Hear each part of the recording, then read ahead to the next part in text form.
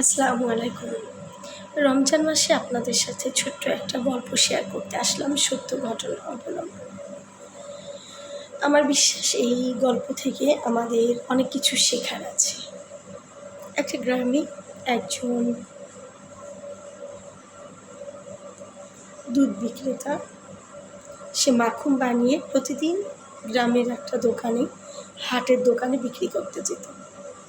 যাওয়ার পরে যে দোকানদার কিনতো সেও তাকে বিশ্বাস করে না মেপে প্রত্যেক দিন ওটা নিয়ে নিত। এরকম করতো, সেও খুব ভালো লোক ছিল।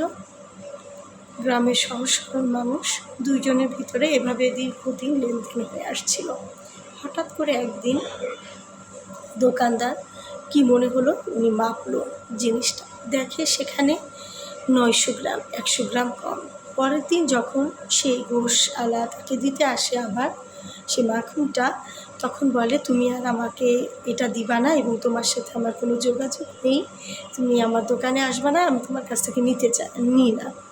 তখন তো সেই গ্রামের সহজ সরল ব্যক্তিটা খুব অবাক হয়ে যায় এবং সে খুব মনে ব্যথা পায়। তখন জিজ্ঞেস করে যে, ভাই, আমার কি অপরাধ যে আমার কাছ থেকে আপনি নিবেন না? তখন বলে যে, কি অপরাধ? 900, আমি 1 কেজি হিসেবে তোমার কাছ থেকে বিশ্বাস করে জিনিসটা নেই, তুমি 900 গ্রাম করে দাও। এটা কি তুমি ঠিক কাজ করেছো এতদিন ধরে?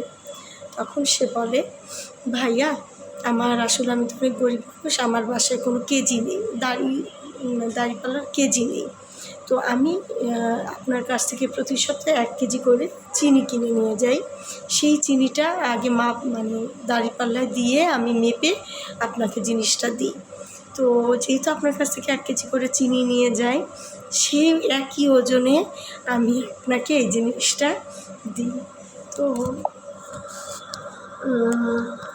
আপনারা কি ব্যাপারটা বুঝতে পেরেছেন? কেউ বুঝতে পেরেছে কিনা বলেন? আসলে পৃথিবীর নিয়মে যে যা করবে সেটা ফিডব্যাক তার কাছে আসবেই। আমরা অনেক সময় মনে করি অনেকে এই রমজান মাসে কলাই ফরমালিন দিচ্ছে, অনেক কিছু মেডিসিন দিচ্ছে, অনেক আমি তো খাচ্ছি না, অন্যজন খাচ্ছে। কোনো না কোনোভাবে দেখবেন আপনার কাছে ওই জিনিসটা অন্য কোনো কিছুতে ওইটা আসছে।